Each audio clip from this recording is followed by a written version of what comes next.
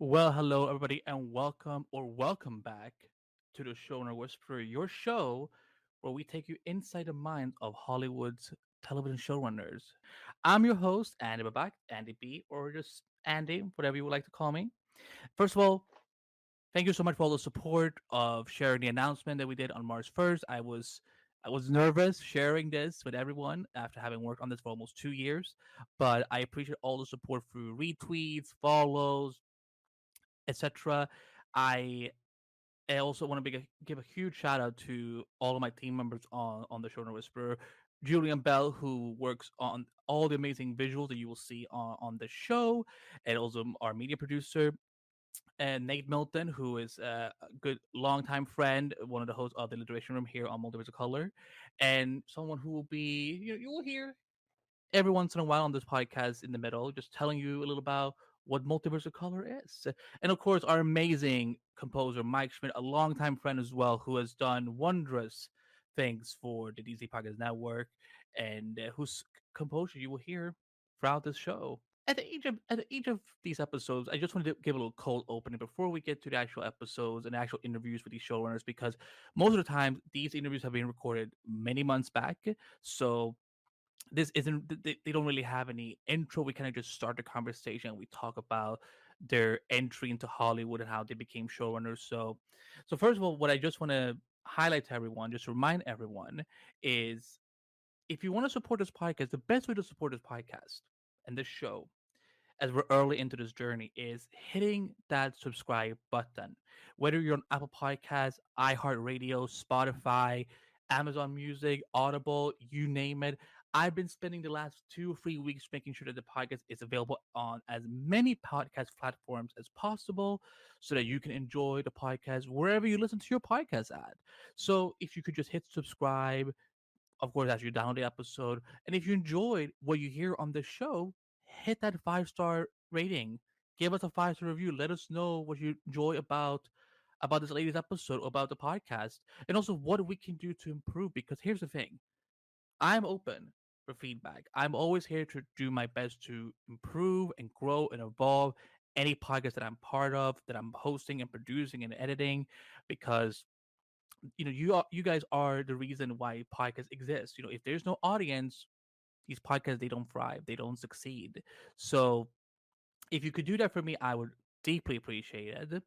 Secondly, because I know there's always a lot of content creators that will listen to podcasts like this.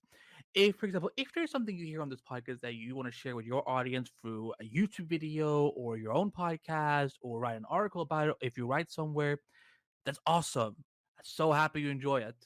All I ask, if you could just link back to where you heard it, to the original episode, that would be deeply appreciated. On social media, you can tag us. Please tag us on the appropriate handles. I will link them in the description below here on YouTube and in the blog post for the audio version of this episode. So because we want people to know where they get information from. We always want to make sure that we credit original sources, and I'm sure a lot of you out there do too. So if you could do that for us, we would deeply appreciate it. But for this first episode, I'm so excited to share with you guys that I had the distinct honor of chatting with KETO SHIMIZU, who is one of the co-showrunners of DC's Legends Tomorrow.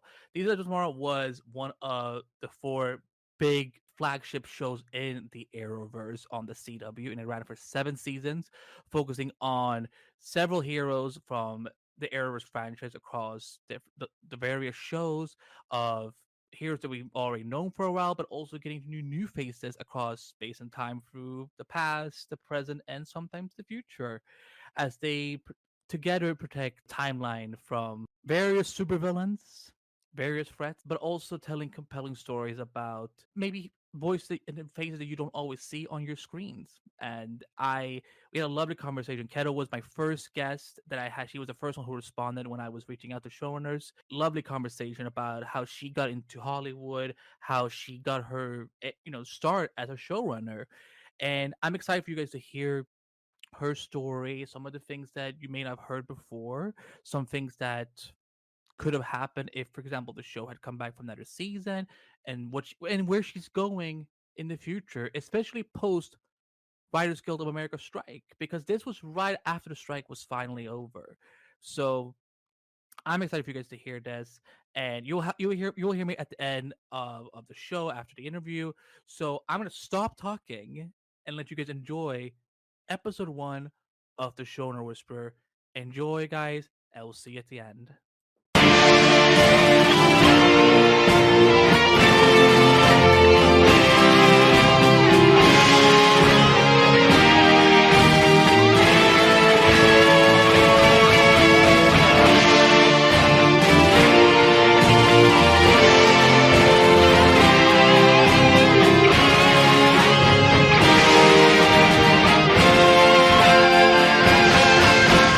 So first of all, welcome. You're our first guest on what we're calling it the Showrunner Whisperer. How are you doing today, Keto? I'm doing all right.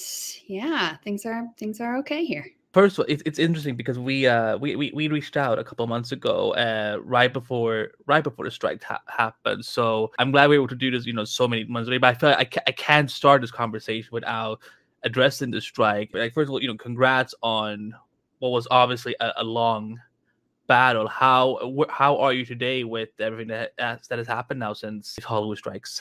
The strike, I'm so proud of my union and just how hard we fought for the deal that we needed to get in order to make sure that our vocation survives, through an ever-changing media landscape. Yes, I was there on the picket lines, multiple times a week. I firmly believed in everything that we were doing and the points that needed to be addressed in order to move forward on a deal.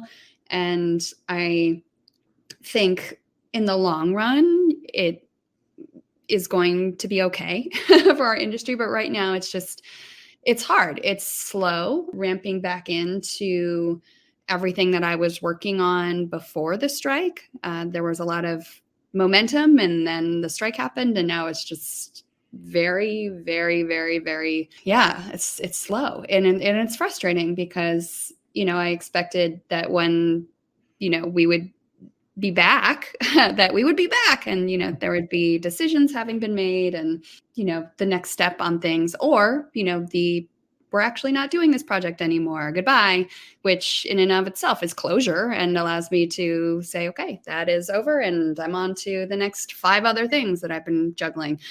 So for me personally, just because I'm not on a show currently shooting, it's been a bit frustrating.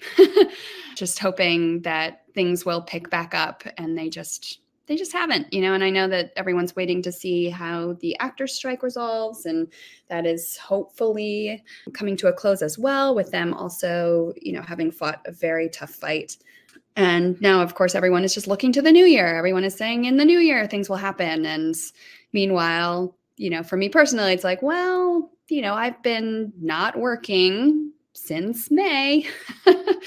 And before that, since Legends ended, I had some work that paid, but not a lot of work that paid. And it's, we can only drain our savings for so long. So I'm hopeful that in the new year things do pick up and that decisions are made, and that, my slate gets going a little bit more actively.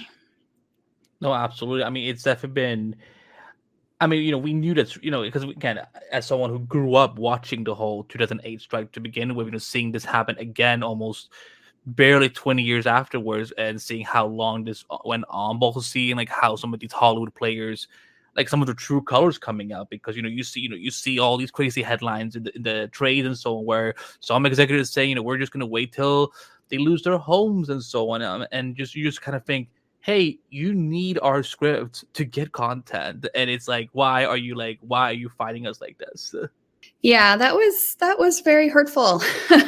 But of course, we're a guild that never takes things like that on the chin. I mean, I think ultimately having that statement in the press fired us up. It was at a point where we were all hurting, we were all tired, but still, very engaged in the strike. But having that, that person say those things and have it end up, in deadline really really made us angry and really got, I think, Rightfully so. re-energized us in a way, and just determined that, like, no, you are not going to win in that way, and your greed is not going to is not going to be the thing that lasts through to the end. Like, we are going to prevail and help each other and be there for one another. And yes, it's going to hurt us financially, and some of us certainly more than others, but it's not a fight that we're backing down from. So at the end of the day, words like that, and several other instances of things being leaked to the press, backfired, I think. Yeah, no, for sure. No, once again, I am proud of what you and all your colleagues and members at the guild accomplished. And I, again, yes, I totally understood the frustrating right now that, kind of going through a dry spell right now in terms of not having much to work on, as the industry's kind of still getting back up on its feet after everything. But I'm hoping, crossing my fingers, that 2024 will come swiftly with new adventures, because it's time to get back to work. So I totally understand that. The question that I'm always going to be posing to my guests on the Showrunner Whisperer every time is, what is your definition of a showrunner? I believe that a showrunner is, the CEO essentially of the company that is the TV show in question. They are the ones who have to make all the major decisions, both creatively and managerially, for the production as a company to survive, and for all the employees therein to work harmoniously together with, and for the product itself to be excellent. So it's not an entirely creative position, which can be a shock to some people who who find themselves in the position of showrunner, having not really climbed the ranks of multiple TV shows. And there is certainly the creative aspect of it, which is that you break stories and you are the one saying yay or nay to pitches and building your series and season and episode arcs day by day. So that's certainly a large portion of the job. But what I learned, both from going through the showrunner training program that the Writers Guild offers and doing the job itself, is that a lot of the job is really, it's really just about being a good manager. And that means, juggling a lot of different kinds of personalities and being able to solve problems nimbly and compassionately, and being a really good communicator, and being available at crazy hours to answer questions and to make sure that everyone knows what the plan is, and and to really be alert and able to move between departments seamlessly. Be in a story meeting and then suddenly be in post, and then suddenly be on a notes call, and then suddenly have to resolve an issue with an actor, and then having to talk to your line producer about the budget, and you have to move throughout your day to all these different areas, and you have to do so being fully able to answer all questions and help solve any issues that have arisen from whatever episode or I guess whatever episode you're working on that day.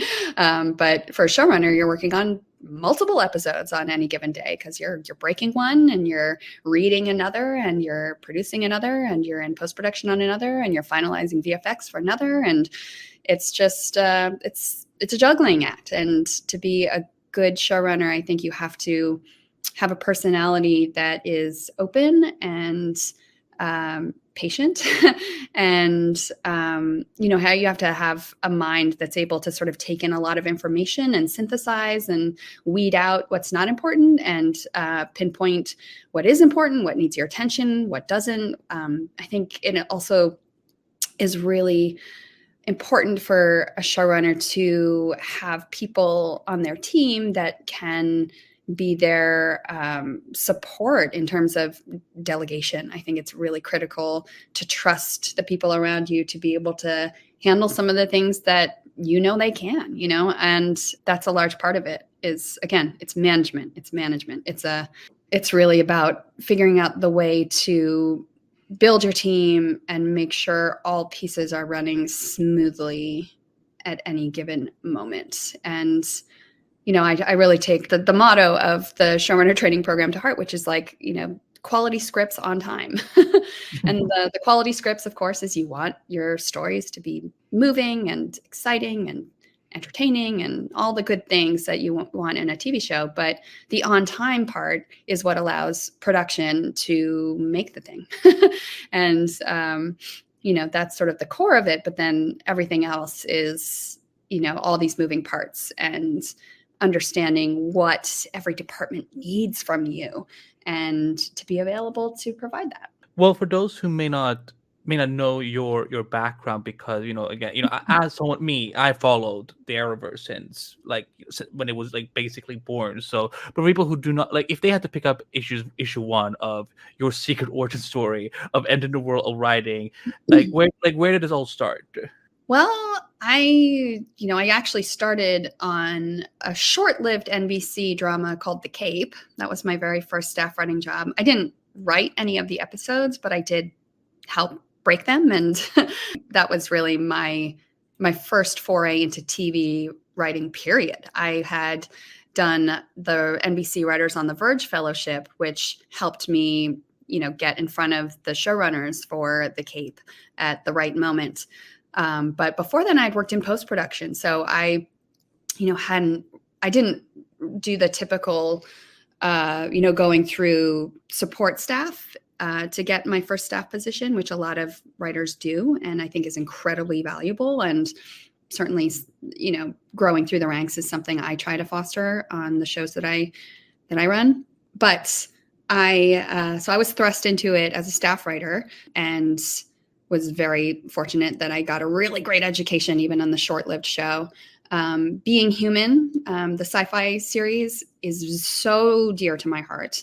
I was on there for 2 seasons, and that is where I grew the most, I think, from just having been such a green writer on The Cape and not really having a chance to write or produce, to getting to write an episode, fully with my name on it, and getting to produce it up in Canada, and to get to work in this really wonderful genre mashup of horror and comedy and really beautiful interpersonal drama, this coming of age story, and but with monsters. And that show still is one of the things I'm the most proud of. But then and then I moved into the Arrowverse, and the Arrowverse is where I really matured as a writer and as a producer, and ultimately got to co-run Legends with Phil, which is an absolutely wonderful experience. And that's also the show that I was on when I got married and started my family, and juggled motherhood and being a showrunner and all these things that are really challenging. But I was in a very safe and very nurturing environment. And Greg Berlanti, who was always incredibly supportive, Mark Guggenheim, who pulled me into Arrow in the first place, and then, brought me onto Legends, and then supported my rise. I learned so much from these shows, and had such a wonderful time, at every level, learning and being thrust into problem solving and getting to be in the thick of it. It was wonderful. And I am really, really grateful for the time that I had there. Can you take me back to the day when, because again, I don't know what it's like to get the call that, whether it's from Greg or if it's from Mark saying, hey, how would you feel about becoming because in season 1, I think Phil was the only, Phil and Mark were co-showrunners, and then you came in season 2, correct? I came in season 2 as a co-EP. So that was, I basically came in and moving from Arrow to Legends, I requested of Mark that I get a chance to start running the writer's room and to get the bump up to co-EP, making that move. And he was very supportive of it. Greg was supportive of it. I hadn't really worked with Phil at that point, but I knew him just from, being on the lot together. And he was very supportive of it as well. So I came in and was sort of the, number two, I guess, in the room, someone who would be breaking story and leading the story discussions in the room, trying to hit all those goalposts. And of course, I was doing that as a new mom. So that was extra fun, having to do all of that in between, squirreling away into my office to pump breast milk and having to leave early enough to put my baby to bed and all that stuff. But it all worked out. It was great. And it was really wonderful getting to be a part of the reimagining of what Legends could be, because season 2 is really where the show started to branch out and find its comedic voice and become, less of your traditional superhero fare and more of your subversive and, genre hopping fun romp that, always rested on the emotional storytelling, but had so much fun all in all. So that was really great to be part of.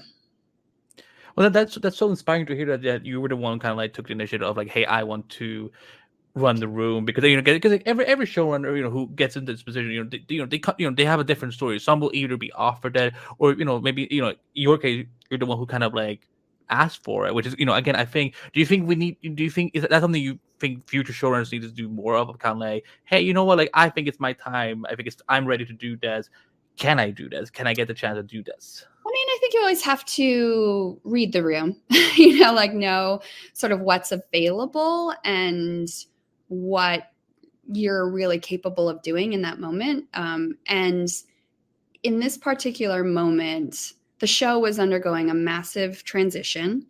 A lot of writers were leaving, and they were really looking to change the identity of the show. I had been on Arrow for a full 3-year contract. I recognized on Arrow that I didn't have room to grow there. There were already people lined up to take on leadership positions and to ultimately grow into showrunners over there. And I had no intention of competing with that. I was like, yeah, I want Beth Schwartz to be running this show in a couple of years.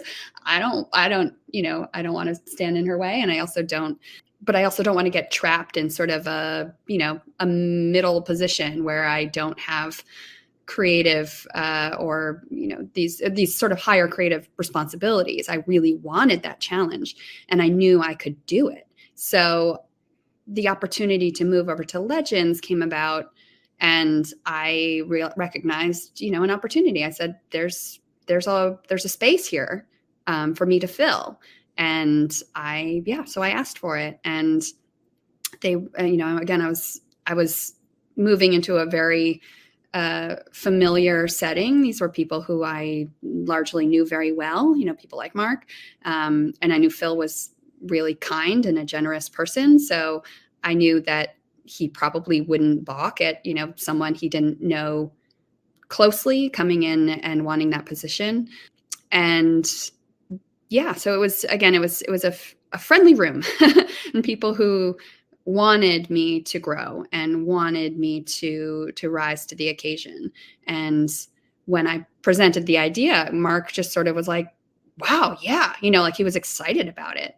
And he hadn't thought of it himself, which is why I had to point it out, but again, that happens almost all the time. It's like people aren't necessarily going to think about your career trajectory. You have to present the idea to them, again, if it's a space where you have that support in place. And thankfully I did, because Mark was a dear friend and had already been a mentor to me. So it was, I knew that I could ask for it without worrying about, if it didn't work out, any sort of weird negative fallback or fallout from all of it.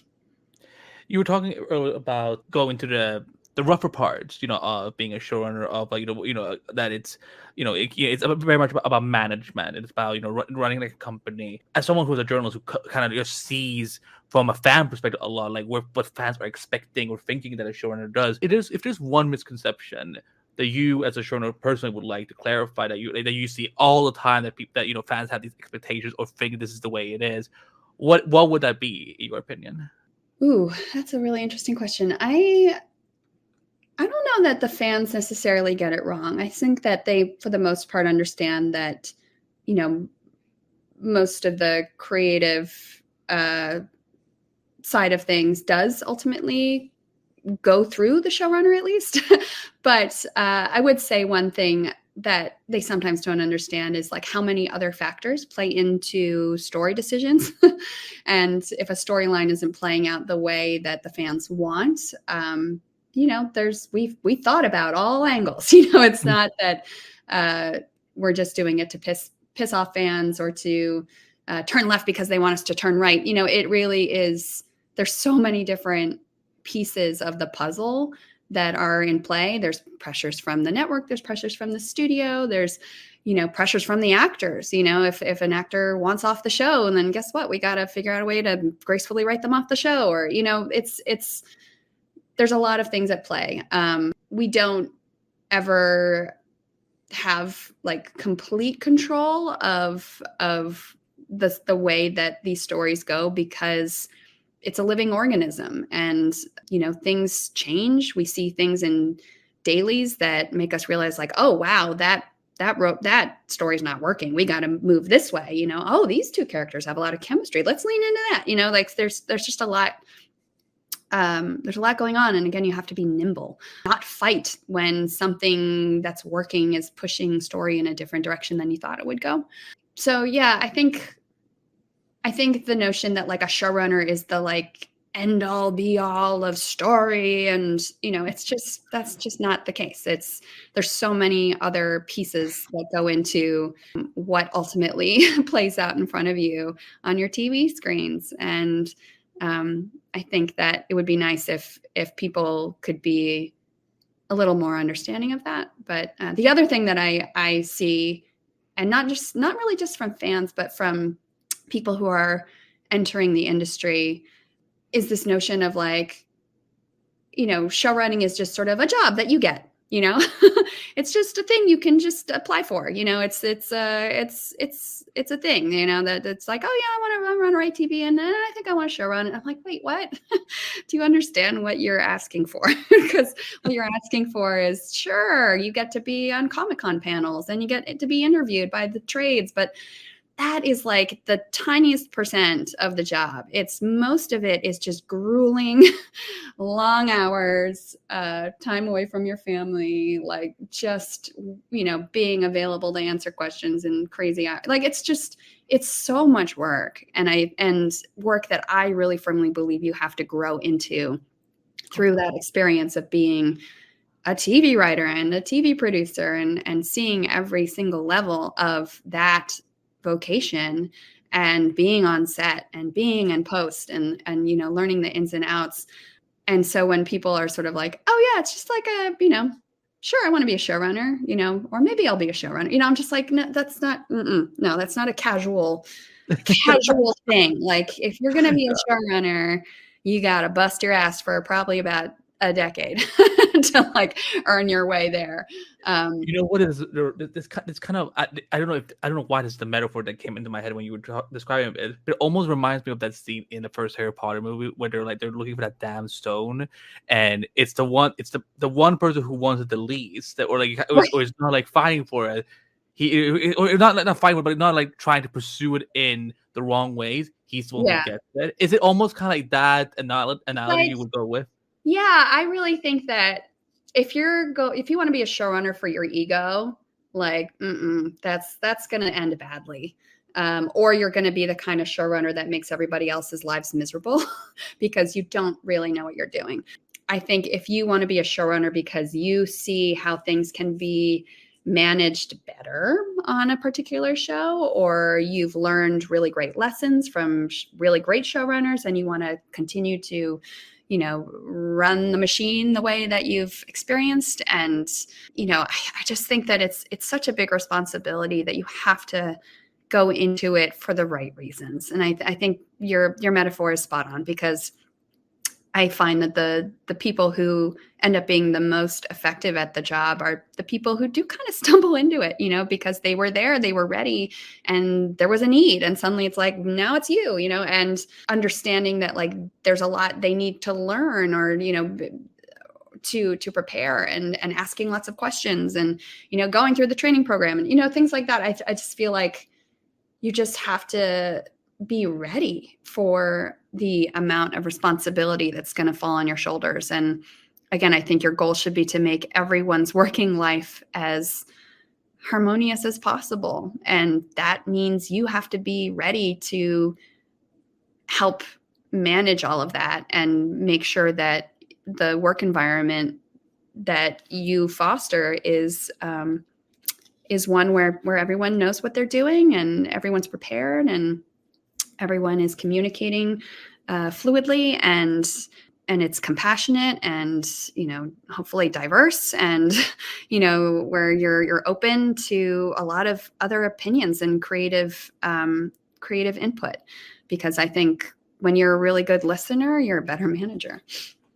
I want to talk a little bit about that, because again, this with Legends Tomorrow, you guys have a very passionate, fun fan base, and that comes with social media. And so, for you as a showrunner, like as being one of the bosses, how do you guys balance that with your writers' room? Of how much does social media play into things, or how where do you draw the line of, okay, like we can take a little peek here, but not too much, of like how it's almost kind of like opening Pandora's box in a lot of ways. I mean, when I was, on Legends, I think I was fairly active on social media, not that much. I mean, most of my social media is Instagram, and it's really just personal stuff. It's my baking projects and my kids and my trips and things like that. But when I was on the show, I would post more about the show if there was something exciting to post, but not really if I was just killing time. And certainly I wasn't lingering or lurking on Twitter or anything just to see what was going on there. We would read reviews from certain journalists whose opinion we trusted. We were like, oh, that's interesting. That's an interesting take on that. But I always try not to get too wrapped up on it. And certainly when there's anything negative, I really try not to engage, because it just there's no winning that situation. But generally, like, our fan base on Legends were really lovely, and still are. I mean, we still have a very passionate base of wonderfully just passionate individuals who are still cheerleading for our show, and I'm so grateful for the energy that they put out there. I there was very little negativity. Certainly towards the end, I felt like we fostered a pretty good rapport with our fans, and our Twitter handle, our writers, Legends of Tomorrow writers room Twitter.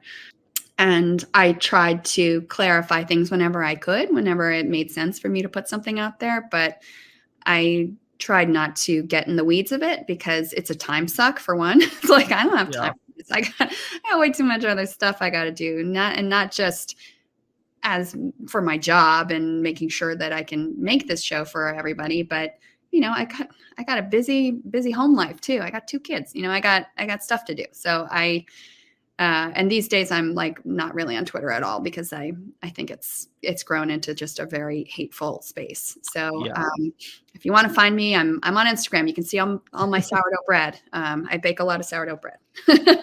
We were talking about the end there for a second, and I kind of want to, because it's been over a year now since we lost our show, and again, I mean, I think a lot of us who have been following this franchise as long as we have, I don't think we ever expected it to go out in these ways because of network structure with Nexstar and everything.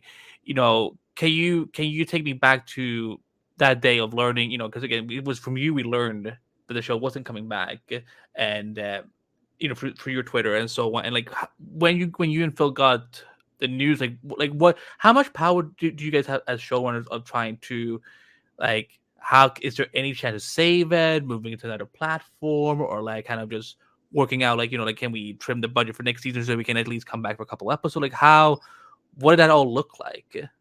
We were really powerless. I mean, once a network makes a decision not to bring a show back, I mean, there's really nothing we can do about it.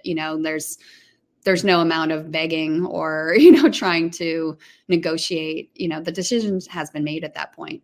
The only chance that we might have had was in the early days of the final season, but at that point we were just trying to get episodes written, produced, up there, and it sort of came too late, these discussions of like, what if we have to end, or what can we do to try to get people excited for next year? And we're like, we are halfway through our season. Now you want to talk about this, so it and we tried, we did kind of everything they wanted us to in terms of getting a new character on board and, getting, having an exciting, potential next new season. And again, I think there was just too many things out of everyone's control. Like even, the head of the network loved our show. He was one of the biggest fans, and ultimately he couldn't save the show. So what could we do? It was out of so many people's hands at that point, and financially just not viable for the structure of the new management of the network. It made no sense to have this type of show on their platform anymore, based on what they thought their target audience would respond to. So it was really sad. I was already not planning on coming back, so I'd already sort of said my goodbye to the show, but I had hoped to leave the show, in such a way that it was undeniable to get another season, or at least a final season to wrap everything up. That's one of the reasons that we leaned into that cliffhanger as much as we did. And it was sort of a little too late, after the script had been written and was already in pre-production, when someone was finally like, what if we want to actually end this? And I was like, are you kidding me? Train has left the station, guys. Like, now you want to hedge your bets? Like, we got to just go full steam ahead. And I feel badly that for fans who feel disappointed by the ending. I still love it in a way, because it is such a Legends way to end things. Oh, 100%. I mean, yeah. If this is the end, it's kind of a ballsy end. And for a show that never did anything or tried not to do anything that was cliche or expected, I don't know. It kind of works, I think. So I feel bad if there are fans who are completely unsatisfied with that ending, but I do hope that some of them at least can understand the sort of the joke of it and the fun of it, and knowing that, like, yeah, in our hearts, the Legends went to jail and had adventures busting out, and it was tons of fun. So I think that if we had a more traditional closing of an ending, it might also not feel very satisfying to true Legends fans. The Showrunner Whisperer is brought to you exclusively by Multiverse of Color. Multiverse of Color is your home for fresh takes on the world of pop culture by established journalists and emerging content creators.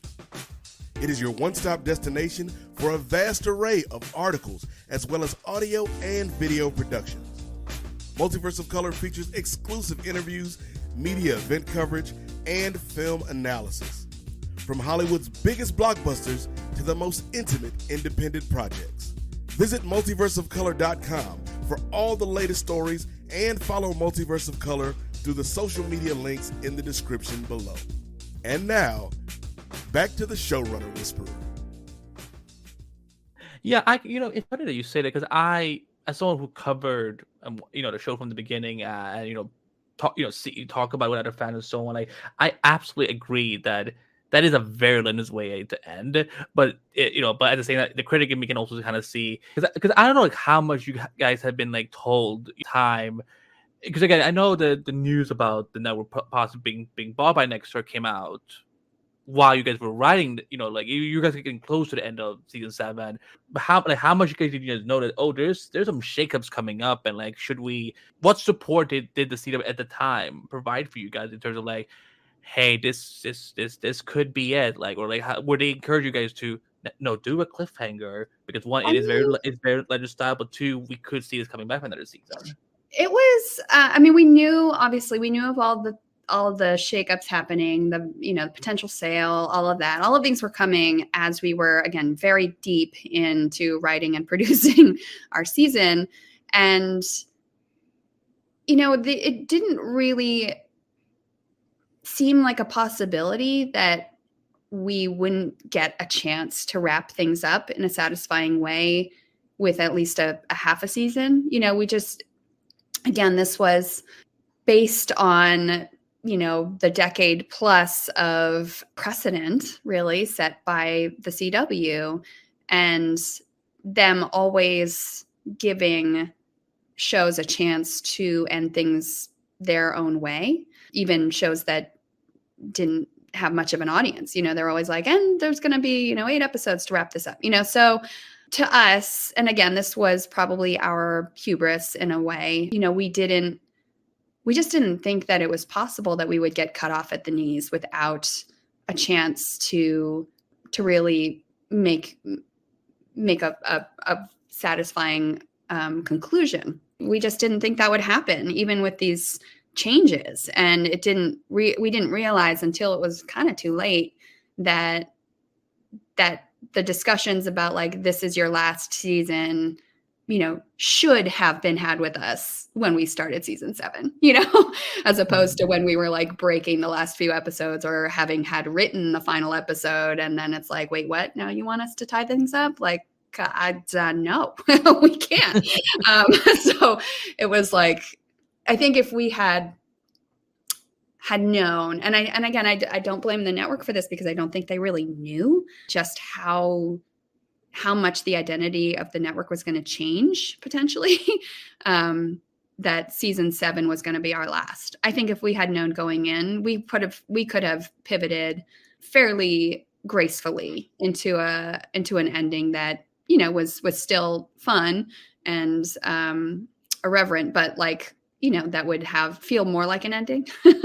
It just happened too late. It happened too late, that we were too busy pushing the season forward, as we should have been. That's our job, to really come to grips with the fact that all these shifts that were happening in offices far, far away from us, and far, far away from the people who we talk to every day about story and about the direction of the show. It was just like, these are numbers people. These are finance people. These are not people who ever watched our show or ever really cared. It was just people who looked at math and said, nah, this doesn't make sense. We don't want to do these kinds of shows anymore. So goodbye.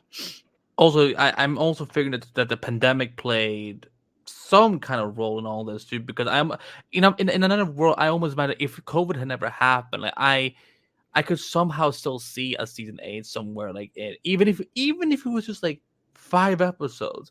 I feel like, because I know COVID really changed up a lot of shows up there in Vancouver for, especially for the first season of when the pandemic had hit, and then things started easing up a little bit during the second year. Do you think there's a factor of the pandemic having some sort of role of the show ending where it was? I don't actually think so, because I think honestly we ran 2 very successful seasons over Zoom, and remotely. At that point, our show was such a well-oiled machine, and we came up with a really efficient way of breaking stories. So we were getting our scripts done in time, and we had 2 really successful, financial seasons. I think we were, we worked within our numbers and produced really high quality episodes. So I don't think that really dinged us. We never had a disastrous shutdown that cost tons of money that didn't go in. You know, we managed to avoid all of that. So I don't personally think that played a factor. If anything, like the fact that we lost our writers' offices and started working remotely saved a lot of money. So if anything, if we were able to continue doing remote writing, like I think financially it would have been fine for them on their numbers, ledger. So for our show, I don't think it really played a role because we proved that we could do it really well and more cost effectively, ultimately. Now, again, because you were talking about that, if season 8 had happened, you were looking at season 7 as your exit. How did you know that was the right time for you to leave? Like, even if season 8 had happened, how did you know that this is time for me to take off to my next adventure? For me, it was really about I needed to move more into the type of storytelling that I'm really passionate about. I mean, I love superheroes. I grew up on them. I've got a Batman tattoo. Like, I mean, I am a firm lover of superheroes. However, I'd been writing superheroes for like 10 years. I am not just a writer who loves superheroes. I'm also a writer who loves all different kinds of genre writing, particularly horror. And horror is, emotional horror is something I've been developing in for the last, about 10 years, trying to get stuff off the ground. So it was really important to me at that point that I not sign myself up for another, round of superhero stories. I just needed to say, if I keep doing this, this will forever be the only thing people think I can do. And it'll be so much harder for me to get my shows that I am passionate about off the ground if people are then like, wait, she's got this like, this emotional J-horror style show, and yet she's been writing superheroes and she's still writing superheroes. So what is this? Like, what's going on here? So at that point, I had a pilot at Netflix. I was, I had some other development that was cooking, that was promising, and it just made sense. I was like, this is the time. This is the time. I had a 1-year contract for season 7, and I knew that when it was over, it was time for me to, make a graceful exit. So that was always my plan. And I, again, I really wanted the show to survive without me, and I knew it would have if it had gotten another season. It would have been a great season of TV. But I knew I needed to move on to something else. You were talking about having worked on some stuff before the strike and so on. Can you talk a little about what does your future look like right now? Like, again, I'm sure you can't give away titles or anything like that, but like what is your next adventure that that is, even if it takes some time because again things are starting up again in the industry and so on, but like what are you working on right now, if you could tease us? Oh man. At any given moment I've got like 5 things that I'm like we're in various stages of out in the marketplace or getting ready to be out in the marketplace. So yeah, I've got a bunch of different right now adaptations. I've got a couple of short story adaptations that I'm working on. I've got a couple of novel adaptations that I'm working on. The one that was in the trades that I can talk about is Night's Edge, which is a very grounded take on vampirism that I worked with the author to adapt for Freeform, and that was before the strike. So we handed all that into Freeform, and we're just waiting to see what they say. That's out there, so I can talk about that pretty openly. But and everything else, and I've got an original that I'm sort of percolating on as well. But because IP is the thing that is selling these days, and I found out the hard way after pouring my heart and so much time into a fully original concept, only to have everyone be like, yeah. The IP stuff, the stuff with the momentum is really where I'm leaning in right now, because I know that I'm really good with prompts. You give me a prompt and then I will make it my own. So I've found that a lot of creative fulfillment in some of these like short story adaptations or novel adaptations that provide me a great backbone to work off of, and then still give me the freedom to personalize it and make it really meaningful to me. So again, I'm mostly moving away from superhero stuff and really concentrating on, science fiction horror stuff, or sort of Japanese style horror stuff, or, really just compelling interpersonal drama that also has sort of that horror bent to it. Because, I like spooky stuff. Well, that I have to then figure that when you guys the season when you guys got your hands on Constantine, that must have been just like because again he's able to bring in such a horror element to because of the demons and supernatural creatures he deals with, and so that must have been like huge for you as someone who loves horror that much. Oh, it was wonderful. I'm a big fan of the Hellraiser comics, and I loved the NBC show that they did with Matt Ryan. So it was really so exciting. First when he had the cameo, and then afterwards when he was able to get folded into the show full time, it was just delightful. And Matt is just such a wonderful collaborator and so fun. And he was so passionate about this character too, knew so much, and had so many great ideas. And it was super fun getting to do, every once in a while we do like a sort of spooky episode. We could never go full spooky because of, just the tone of the show itself, but it was fun to dabble a little bit, just get some of those, get some of that out there. Something I've always been fascinated with, being a showrunner for a show in the Arrowverse is kind of again, you work with you talk about working with the studio and the network, but also I've heard from talking to someone like Eric Wallace or Todd Helbing or Mark Guggenheim and so on about like working with DC in terms of what you can and cannot do, because even though you guys in the latest and you kind of balance it very nicely of having characters from the comics that people may not be as necessarily familiar with, but then also creating new original characters like someone like Ava, for example. Mm-hmm. How can you talk about from your perspective of how was it working with DC whenever you guys wanted to try and tap into those DC elements of like, for example, when you guys got Kid Flash, or when you guys got Constantine, of like was there like how much freedom did you guys have with those characters, or was it kind of like a lot of talks with DC of like, well, this is what kind of we want to see for them on our show, and this is what they want to see on their end? They were always very supportive. I feel like they got on board with the tone and the style of our show immediately. As soon as we started making that pivot, they're like, "Oh, this is fun," and we never got pushback from them of like, it'd be great if you took a more serious, approach to this character because they're very important. No, they were always like, when they allowed us to use a character, they knew that we were going to do something a little offbeat with them.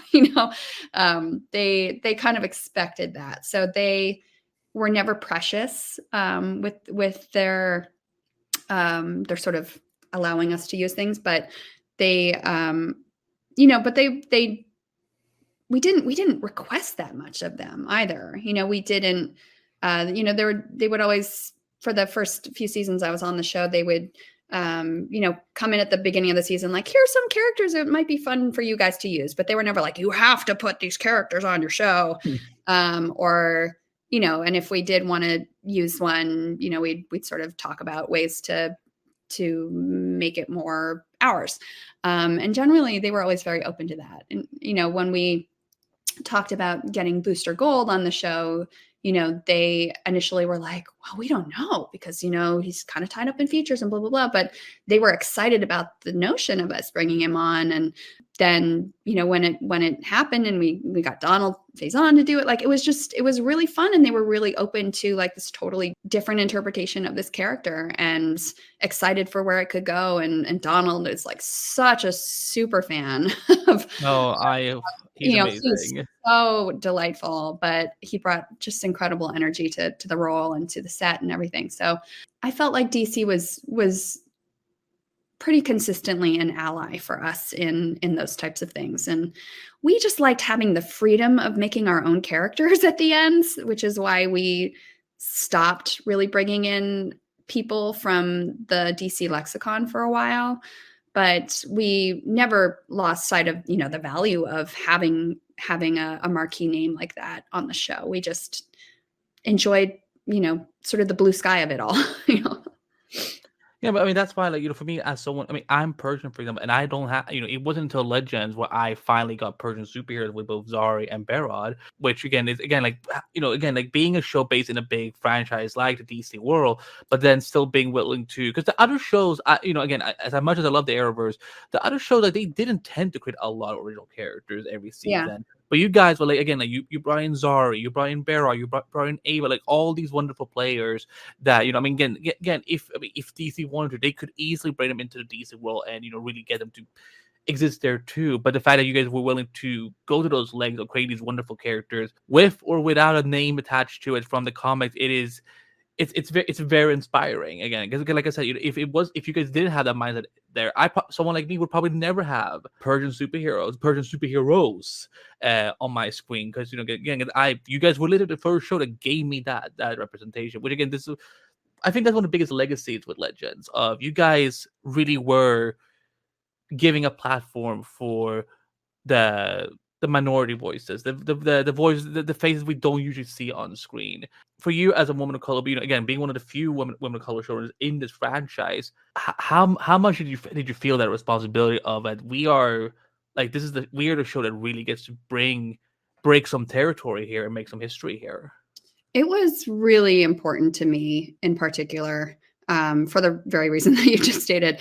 Diversity has on screen and behind the screen is a very personal issue for me, and something I'm very, very passionate about. So I think it was in season 3 when there were some discussions of like really wanting a character, an exciting new superhero to join our team. And at the time, it was like, Trump was in office. There was a lot of anti-Muslim rhetoric being thrown around. And I was just like, fine, but we need to make them Muslim. I was like, we need a Muslim superhero on our screens now. And again, everyone was like, great, let's do it, and we did. That stemmed directly from a reaction to the hate that was out there, and this vitriol that was being thrown around, and us wanting to undercut it in whatever small way we could, and then of course there's Zari, originally Tomaz, because Mark really wanted her to be a version of Isis, without calling her Isis, obviously, from the comics. And then we moved away from that because it was clear, like, she's not that character. She's her own character. And again, I was very emphatic that when the world got rewritten a little bit, or her future got rewritten after season 4, that we give her a proper Iranian last name. I was like, no more Tomaz. She is Tarazi. Like, we need to go full, like, proper representation here, and not have this weird, like, fake last name nonsense anymore. And then not just one, but 2, bring her brother in. And Wonder Twins. Yes, the Wonder Twins. And I grew up with a lot of siblings, and I always wanted to have that sort of superhero sibling dynamic on our show, because I just think it's so real, it's so lived, it's so compelling to see siblings on in the space. So it was really important that we bring the sibling dynamic onto the ship. And I think it was always a mission of ours to have the Wave Rider reflect the world, and to have these points of view that would at one glance seem really disparate with one another, but then of course finding those sort of core human moments that would bring people together, people of all different colors, races, sexualities, identities. Like, it's just so meaningful, and I think lovely to see a family form from people who you would otherwise think would never have anything in common with one another. I love, as someone who is Persian myself, the thing you were saying about Thomas, because that was so funny. Because my parents, they don't watch superhero stuff, but like when I was trying to tell them, hey, there's this cool Iranian woman on the show I watch, and they were like, I was telling them the name, and they're like, Thomas? Yeah, I That's know, not like, really. what? They're like that's not really common for our people. I'm like, well, they're this comic book character, but like she's called Isa, and they're like just their eyes just like I know, they're lit just like, up. "What?" They're like in 2017. There's a character named Isa. I'm like, no, she was created like long time ago. We just don't say the name now. But Yeah. like, but like when after season 4, when you guys reintroduced her, and again, because I still one of my favorite scenes of the entire series is when we see Zari's home, her family home, and so on. Because again, like the way her parents act, that's how my parents act around me. Yeah. Like they would totally ask me like, "Do you need to get a haircut? Or are you stressed? Are you hungry? Or you things like that?" I was really trying to pay attention to like. I don't see any Persian carpets because in a good Persian home there are carpets Ah, all over the place. But I'm like, listen, I get it. It is a CW. Like I know money doesn't. it's Vancouver. We're sorry. Yeah, it's totally fine. So, but no, but again, I mean, I think that's one of the things. Like, I understand why why the pain was so there for a lot of people when we lost the show, because again, we don't have I mean, again, this was a year where like everything from pre DC Studios was just being taken away from us. Yeah. But this was one of the few shows where like so many cultures are celebrated, and you guys are willing to really push the boundaries of again, like, listen, like, yeah, we're the wacky show, like but also we can tell some freaking emotional stuff that will just have you bawling. I mean, again, like, who would have thought that something like Bebo would conquer the world the way it does now? Where, like, again, it's like whenever I see that blue little plushie, I just like I will either sob or I will be like, why is there not more merchandise for this I character? know. Yeah, I mean, we were buying all our merch on Etsy, fan made merch. That's the only way I could get my merch, my Legends merch. Yeah. Yeah, if I could just just asking as a fan, because yeah, this is an opportunity where like we can kind of like go into some of the untold stories or whatever and so on, because when you guys finally got boosted, because again, I remember I was one of the fans that was like, they're finally getting him, like they were Mhm. after 7 years they're finally getting Yeah. him. Is there anything you can share about how, like, again, I know you said that you were leaving after the season, but like, did you know what they were maybe planning to do with him throughout the season 8 if it had happened? Because again, with someone Um, like Booster in this world with yeah. these characters, I mean, and again, you got Donald Fisher is such a spot on casting. Like that's why I'm like they are smart, because I listen. Scrubs is one of my all time favorite I shows. know, it's so good. So like, what can you share about him? I mean, again, I can't speak to like specific storylines or anything, but he was gonna have kind of that, that new Legends arc that we always had with the new people who would come in, where they'd start as like a lovable but completely untrustworthy, frenemy, and ultimately become part of the family. That was really the goal, and to have him really become a staple on our ship. And for him to ever be Booster, who is pretty self-serving and driven by ego and wanting to be recognized and celebrated, and for him to suddenly find himself locked up with these kind of nobodies would have been kind of the ultimate humiliation. And then to see him with our team kind of get their way out of there and grow into close friends was really going to be, I think, the emotional backbone of his story. But yeah, I can't speak to anything specific because we never got a chance to talk about it, and neither did anybody else, so we don't know. Because at some point you must have asked. But like, what we could also do? We bring in Zach Braff and have him play someone close to Booster. Like that must have happened. Yeah, of course, we love Zach, and we thought about him maybe being the voice of his little robot, like having Oh, that. Keith? Yeah, we thought about that because that would have been an easy way to get Zach in there. It's like have him do the voice as opposed to trying to find money to pay for him to actually be on the show. Yeah, so I think that was what we were throwing around.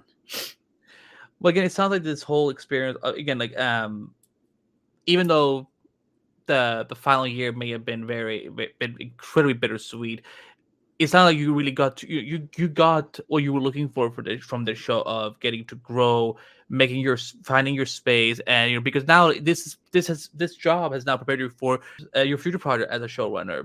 You must felt a sense of, even though things went the way they did, I'm so glad that this was a show to prepare me Oh, for what was absolutely. next. Absolutely. Again, it was a very safe space. You know, it's a place where I always felt supported and nurtured and, you know, given these great opportunities to, but absolutely, yes, I'm really, really grateful for the years that I spent in that, in the Arrowverse. I did grow. I did learn so much, and it absolutely did prepare me for all my future shows. And I'll take the lessons that I learned there for, you know, to the next and the next and the next. Just another travel for another way rider. Yes, exactly. But Keto, thank you so much. It is a fascinating job to me of like how much really goes in creating a show, running a show. So thank you for all the things you have done, throughout your time with the Air with Food Legends tomorrow. I'm excited to see where you go next. I can't wait to see what horror things you're gonna do. They're gonna scare the absolute crap out of me. Uh, I love horror. I absolutely Good. do. But any final words, like for people who are listening, who have followed your career over the last 10 years, anything you want to say to them who are listening? I'll just say, like, you know, I'm really grateful for fans of the Arrowverse. You guys are, you know, you've always such wonderful champions for the things that I've gotten to work on, and I hope that I'll continue to make shows that people are excited about and passionate about, and you know, I hope to continue to drive, you know, representation on our screens, and also, you know, in behind the scenes to create opportunities for people of color and LGBT to really, you know, meaningful work opportunities. So that's, you know, these are my goals, and I hope that can stand by them as the years go on. And welcome back, ladies and gentlemen, to our little post mortem. I hope everyone enjoyed our first episode, our first interview with Keto, with the one of the showrunners of DC Legends Tomorrow. I had such a good time chatting with her. I talked to her in the past, a few brief interviews, but this was really the first time I really got to sit down and really go deeper into her job, her perspective of being a showrunner, and what it was like for her to take on such a huge television adventure like Let Us Tomorrow. And we're hoping to have her on in the future, of course, for her future projects. So, once again, huge shout out to her for being our first guest on the Showrunner Whisperer. I hope you guys had as much fun listening to it as I had fun conducting it, because it was special. It was, again, a lot of things that I didn't know about her story, of going into Hollywood and then eventually becoming one of the showrunners for one of the longest running Arrowverse shows in the franchise. So so with that, we're gonna wrap up. We're gonna do some plugs, and then we will see you in 2 weeks. But if you want to find me, you can find me at Behbakht on all social media: Facebook, Twitter, Instagram, TikTok, Threads, you name it. I will link to my link tree in this description, so you can find all my social handles. You can find all of my streaming platforms, because I love to play video games. So Twitch, Kick, YouTube, you name it. Also, I am a senior writer for screenwriter.com, and I'm in the editor chief of Multiverse of Color and a lot of different other projects. So check me out in my link tree and follow, subscribe.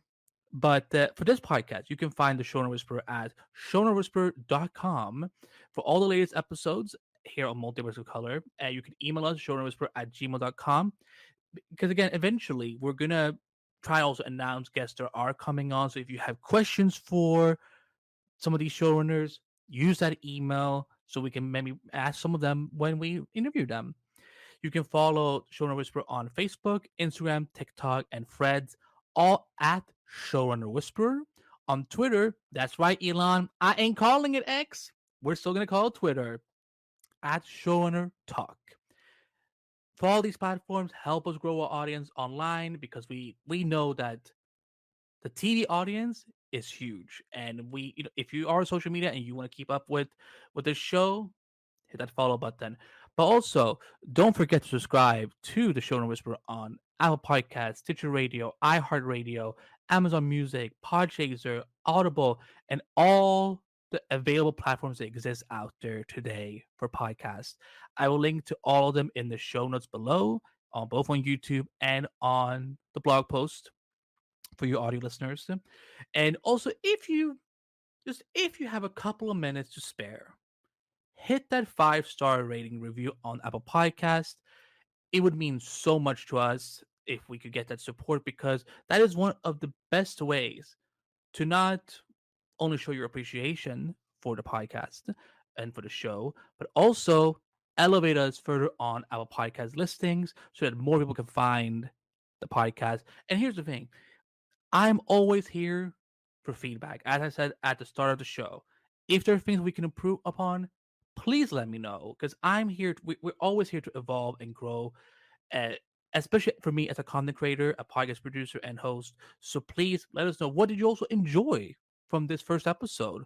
What was something that surprised you about hearing about Keto's story as a showrunner for the first time? Let us know about all these things in your Apple Podcast reviews or the other platforms that you listen to your podcast at. And 5 stars really does go a long way, guys. So if you could do that for us, we'd deeply appreciate it. But that's gonna be it for episode 1 of the Showrunner Whisperer. We'll be back, like I said, in 2 weeks with our next guest, and I'm excited for you to hear their story. So again, for all of my team members here on the Showrunner Whisperer and for Multiverse of Color, I'm Andrew Behbakht. Thank you for listening to Showrunner Whisperer, and I will see you on the next one.